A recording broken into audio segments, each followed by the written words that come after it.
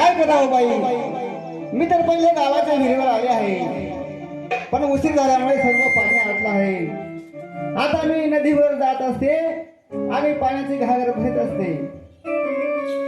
अगं बाई बाई बाई बाई, ही आली नदी. नदीमध्ये सर्व म्हशी बसलेल्या आहेत, पाणी घाण झालंय. काय करावं आता, पुढच्या विहिरीवर जावं लागेल. आली बाई ही पुढची विहीर, पाणी काढत असते. अरे देवा, पहिल्याचा उशीर झाला आणि बादली पाण्यामध्ये पडली.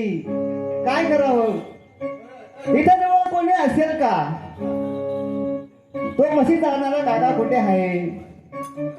अहो म्हशीवाले काका, अहो गोपाळ काका, अहो माझं बाळ लहान घरी सोडून आले आहे. हो दयामया करा, एवढी बादली काढून देता का? बाय बाय बाई, काय करावं? माझी आई पहिलेच म्हणायची, तुला जर बाळ झालं ना बाई, म्हशीचं दूध नको पाजू. त्याच्यामुळे तो म्हशीवाला काका माझ्याकडे बघत नाही, त्याचा भेजा जड झाला आहे. आपण या ठिकाणी म्हशी चालत असताना कुणीतरी एक बाई आवाज देते आहे, तर आपण गेलं पाहिजे, तिला विचारलं पाहिजे, काका बाई तू का आवाज देत आहे? अहो काका, अहो मी माझं लहान चिमुकलं बाळ घरी टाकून आले आहे. हो बर तेवढी बादली माझी पाण्यात पडली, तेवढी काढून देता का? बर, म्हणजे पाण्या विहिरीमध्ये बाटली पडली. होय होय, ठीक आहे, मी हो. तुझी बाटली काढून देतो. द्या काका, तुमचे फार उपकार होतील हो माझ्यावर.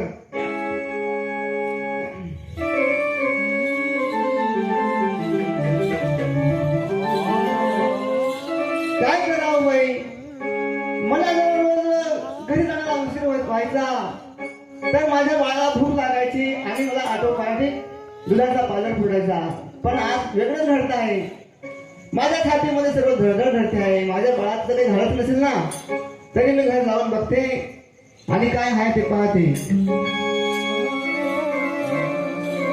अरे बाई बाई बाई, मी हे काय पाहत आहे? माझं बाळ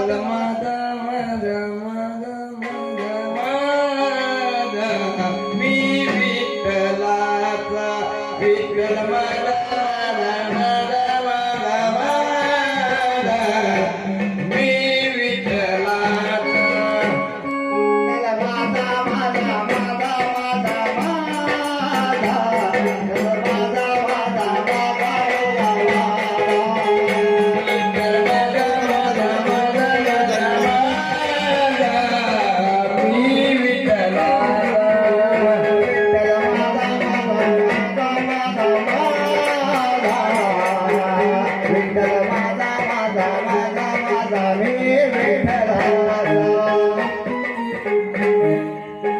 काय करावं बाई, मी तर घरी आले, पण मला माझं बाळ दिसत नाही. हो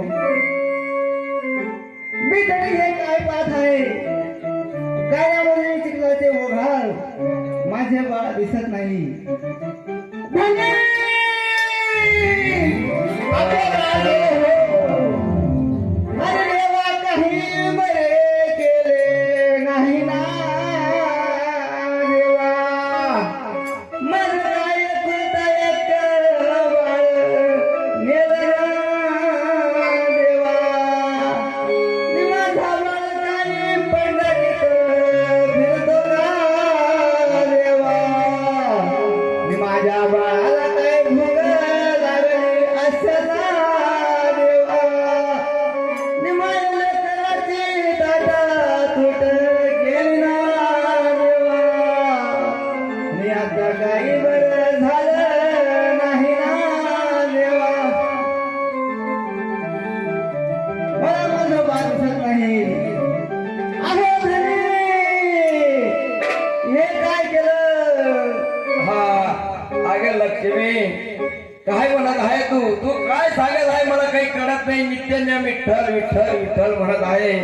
अरे तो पांडुरंग आपल्याला काही कमी करत नाही. आपण बरे माटे मरके घेतो तरी आपल्याकडे लई गिराक येत असतात. अहो तुम्ही रात्रंदिवस विठ्ठल विठ्ठल करता, तो विठ्ठल काही आपल्याला खायला आणून देणार आहे का? प्यायला आणून देणार आहे का? अरे असं नाही बोलायचं.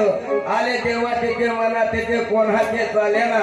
अहो जेव्हा ती व्यक्ती केल्याशिवाय मुक्ती मिळत नाही. देवाच्या सांगण्याशिवाय एक झाडाचं पान हालत नाही तर आपण कुठं आहे नित्यनेम आपल्या हृदयामध्ये देव आहे म्हणून देव देव करायला पाहिजे. अहो पोटाचं बाळ मारलं असा कसा संसारी आहे, बाळ हत्या घडे तुम्हाला महापातकी आहे. तू म्हणत आहे की माझी नजर गारावर गेली, रक्ताचा गारा भरलेला आहे म्हणून. अरे कुठं रक्त दिसत आहे तुला? हे बघा ना, बाळ डोळ्याला दिसत नाही, रक्ताचे ओघळ पडलेले आहे. अरे वा. परमेश्वरा, बहु दिवसानं मुलगा झाला, एक कोणता एक मुलगा, तो पण माझ्या पायाखाली चंदन चोंदून मरण पावला. वा वा. नित्यनेम तुझी भक्ती करत असताना सुद्धा असं आम्हाला प्रचित्त घडवलं. काय माझ्याकडनं चुकलं असेल, काय माझ्याकडनं चुकी झाली असेल, पण करावं काय? लक्ष्मी, होय, जे झालं ते बरं झालं. परमेश्वराला बोलून काही फायदा नाही. आपला नशिबात फक्त आतापर्यंत तो आपला डोळ्यासमोर दिसला, तो आता देवाचा झाला, त्याचा होता तो घेऊन गेला. अहो असं कसं संसारी आहे? अरे लक्ष्मी, मी तुला एक म्हणत आहे, त्याची रक्ताचा तो गाळा भरलेला आहे, होय. त्याची आपण एक ईट बनवू आणि आपल्या मुलाच्या नावाने त्या पाण्यात टाकू. ती जर पाण्यात तरली होय. तर म्हणायचं की आपला मुलगा आहे. होय. एक वीट घडून होय. आणि ती पाण्यात टाकायची आणि ती जर पाण्यात तरली तर मग समजायचं की आपला मुलगा आहे. होय. अहो तुम्ही म्हणता ते खरं आहे. काय बोलली त्याची यास्त